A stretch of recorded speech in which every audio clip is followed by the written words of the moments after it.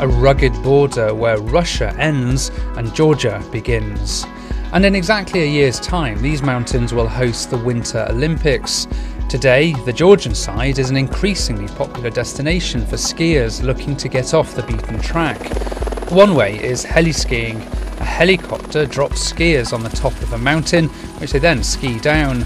The main advantage of Georgia, these skiers say, is that it's about a quarter of the price of heli-skiing in the Alps, and with no other skiers in sight.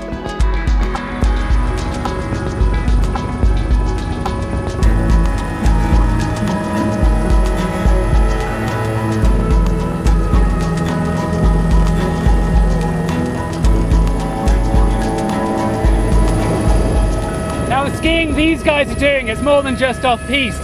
They're going through forests, they're going over rocks, they're going down cliffs. Pretty impressive.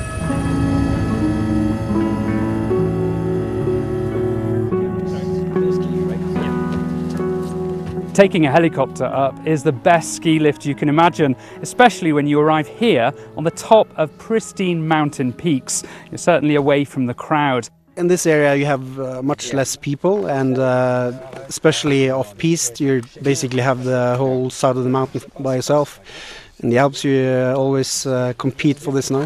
The infrastructure of skiing is that you have a lift and gondola network. With a heli you have your own lift the whole time, all day. And there are varying degrees of access, but clearly today we've got great access because we're being dropped off and jumping around all over the place. If, like me, you don't fancy skiing off a cliff, you can also opt for the 60 kilometres of piste at Gudauri Ski Resort. It's an hour-and-a-half's drive from the capital Tbilisi, so pretty easy for travellers in the region to pop up for a day or two skiing.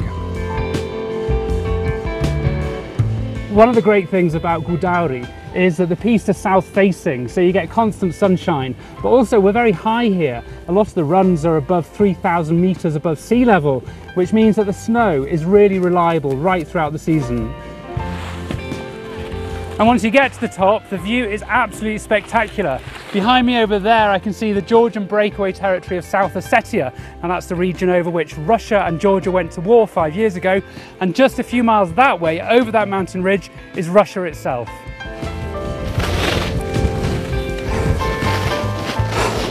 Conditions are absolutely perfect. Blue skies, lots of sun, and the snow is just great. Before the collapse of the Soviet Union, Gudauri was one of the most popular ski destinations in the former USSR and a training ground for the Soviet Winter Olympics team.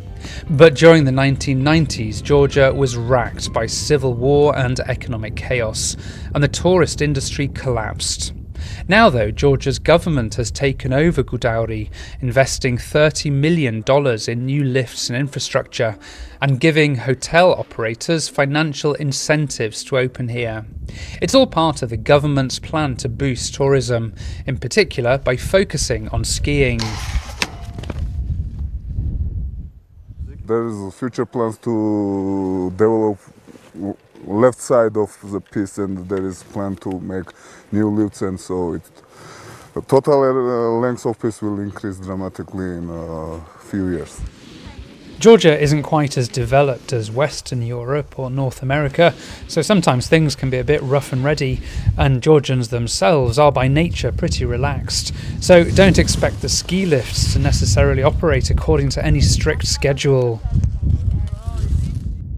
With the next Winter Olympics taking place in Sochi on the other side of the border, the whole region is getting attention. So skiers from the former Soviet Union are rediscovering the Caucasus. Almost a third of the skiers in Gudauri come from Russia or Ukraine. Georgia is cheaper, a lot cheaper, and it's much more colourful. You really experience the national character with the people here and the food they serve. A day's ski pass costs just $18, almost a quarter of the price of similar-sized Swiss resorts, and hiring boots and skis for the day, just over $20, half the price of Switzerland. Hotel rooms typically cost between $100 and $200 a night. The main drawback, though, is that with just 7 lifts, Gudauri is small, so not really enough for a long holiday.